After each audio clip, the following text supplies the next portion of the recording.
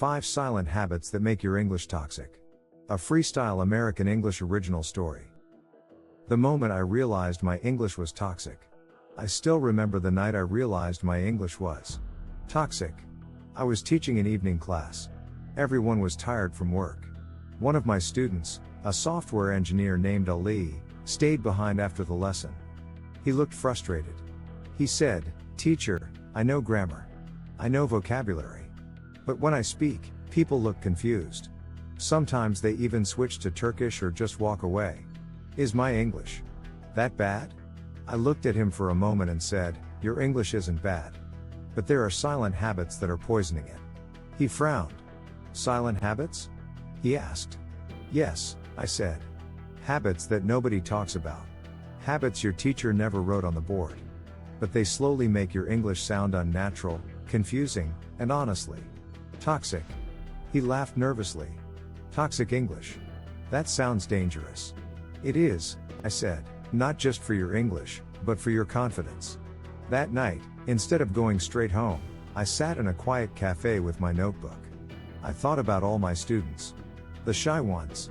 The perfectionists. The overthinkers. I realized they had the same 5 habits, over and over again. So in this video, I want to tell you the truth I told Ali that night. 5 silent habits that make your English toxic. And how to break them, one by one. Silent habit number 1, translating every thought in your head. Let me start with the most common toxic habit. I call it the translator in your head. Picture this. You're in a cafe in Istanbul. A tourist asks you, "Excuse me, is this seat taken?" You know all these words. Excuse. Seat. Taken. Easy, right? But your brain panics. You translate from your language to English. Bu sandalye. Dolu mu? Then you try to rebuild it in English. This chair. Full? People. Sit. Here. Before? Now? By the time your sentence is ready, the tourist has already moved on. In that moment, your English feels slow, awkward, and clumsy.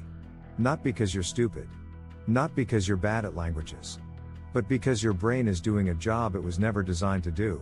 Live, instant translation. The translator in your head is killing your fluency. When I told Ali this, he nodded so hard his glasses almost fell off. "That's me," he said. "I always translate in my head. I can't stop. And that is the problem.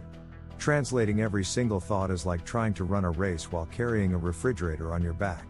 You will move. But very, very slowly.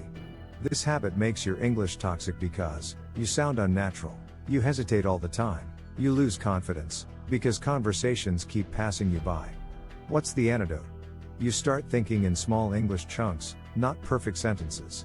You practice ready-made phrases like, "Is anyone sitting here? Do you mind if I join you? Go ahead, it's free."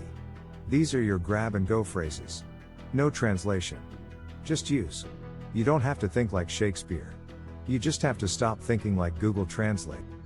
Silent habit number 2, being too nice to correct yourself. The second toxic habit is sneaky. I call it the polite prison. One day in class, a student said, "I very like this movie." Now, we both know it should be, "I really like this movie," or "I like this movie very much." The mistake isn't a big deal. I understood her. Everyone understood her. But here's the toxic part. She knew it sounded wrong. I could see it on her face. She winced a little. I waited. I gave her a chance to fix it. She stayed silent. After class, I asked her, "Why didn't you correct yourself? You knew something was wrong, right?" She said, "Yes. But I didn't want to interrupt. I didn't want to bother anyone." That's the polite prison. You feel it's rude to stop and fix your English. You're afraid you'll look dramatic or annoying. So you just let the mistake live. You pretend everything is fine. But here's the problem. Every time you don't correct yourself, you're telling your brain, "This sentence is acceptable. Save it. Use it again." So I very like becomes a habit. I am agree becomes a habit. One of my friend becomes a habit. Over time, these small mistakes stack up and make your English sound lazy, even when you're a serious learner. That's toxic. What's the antidote? You become brave enough to interrupt yourself. You say things like, "I very like this song," "Sorry, I really like this song." You go there every day, Actually, he goes there every day. This doesn't make you annoying. It makes you respectful of your future English. The day you start correcting yourself out loud is the day your English stops walking and starts running. Silent habit number 3, collecting words you never use. The third toxic habit looks productive from the outside. It looks hardworking. But on the inside, it's slowly poisoning your progress. I call it the vocabulary museum. Maybe this is you. You have a beautiful notebook. You write down every new word from Netflix, Instagram, and podcasts. Serendipity. Meticulous. Ambiguous. Nonetheless, the pages look amazing. Very academic. Very serious. But here's the question, do you actually say those words in real life? Do they leave the notebook and enter your mouth? Many students collect words like museum pieces, always on display, never touched. One of my students once showed me 3 vocabulary notebooks. All full. He was proud. But when he talked, he still said, I am very, very, very happy. It was good. Very good. So good. No thrilled, no excited, no fascinated, no amazed. That's when I realized, the problem isn't vocabulary. The problem is the vocabulary you never use. That habit makes your English toxic because it creates a dangerous illusion. I have so many words. Why is my English still weak? You feel like a failure, even when you've worked hard. The antidote? Turn your vocabulary notebook from a museum into a gym. Words must work out, not just sit there. For every new word, force yourself to use it in 3 sentences about your real life. Drop it into a message to a friend. Say it out loud in front of a mirror. If a word doesn't work for you in real life, it doesn't belong in your active English yet. Silent habit number 4, hiding behind safe English. The 4th toxic habit is quiet but powerful. I call it the safety mask. This is when you always play it safe in English. You use the same 10 verbs: go, do, make, have, get, want, say, know, think, like. You avoid idioms and phrasal verbs. You never try new structures. In meetings, you say, this is good. I don't think so. We have a problem. Clear? Yes. Impressive? Not really. One day, I asked Ali, in your job interviews, what kind of English do you use? He said, I try to be safe. I don't want to make mistakes. I understand, I said. But safe English can also sound flat. Like a song with only one note. The toxic part? Playing it safe forever kills your growth. You never train your brain to stretch. You never discover that you can say. This is a game changer for our team.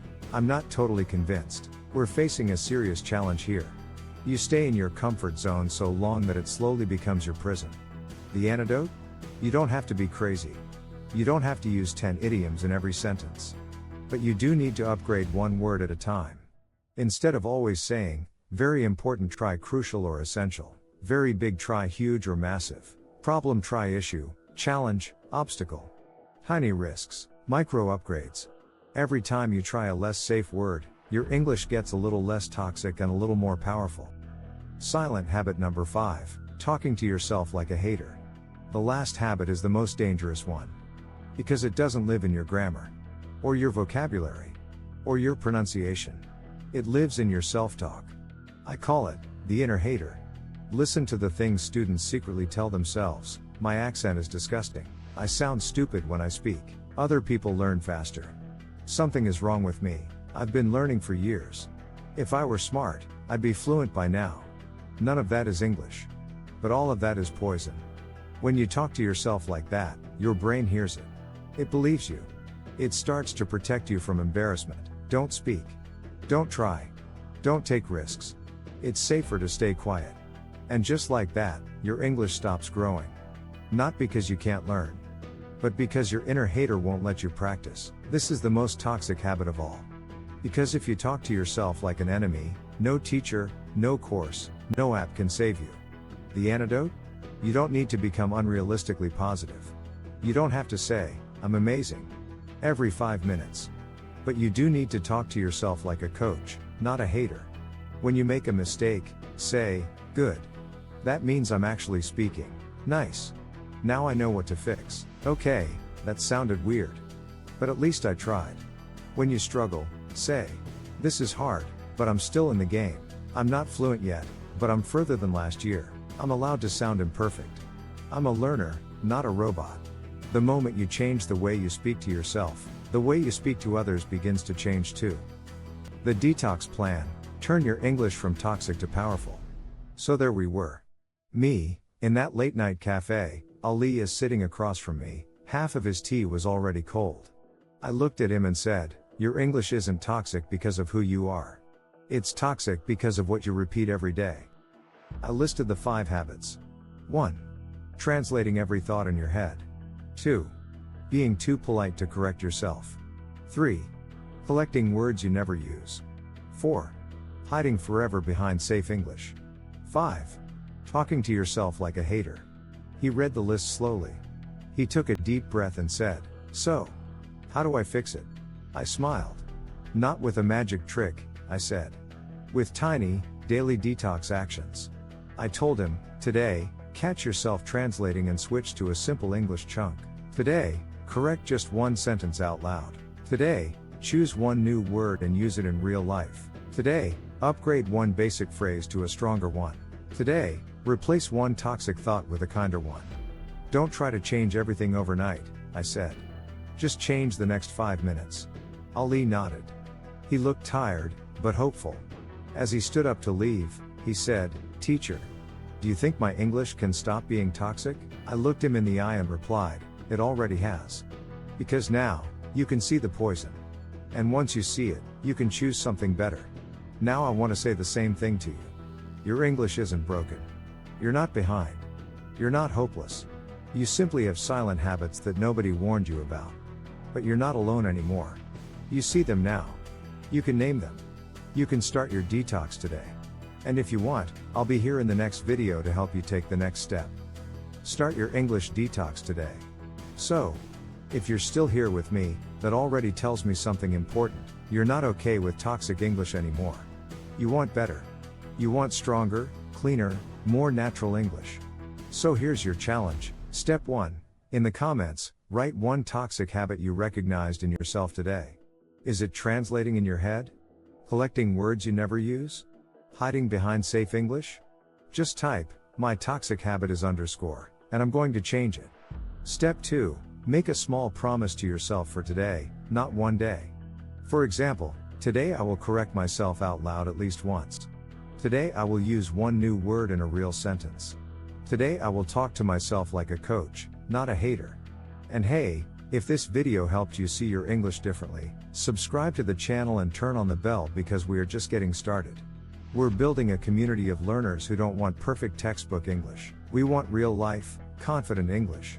So, like this video if you're starting your English detox today. Comment on your toxic habit below. Share this with one friend who needs a gentle wake-up call. I'm Eric. This is Freestyle American English. And I'll see you in the next story. Until then, keep speaking, keep trying, and remember, your English is not toxic. It's in training.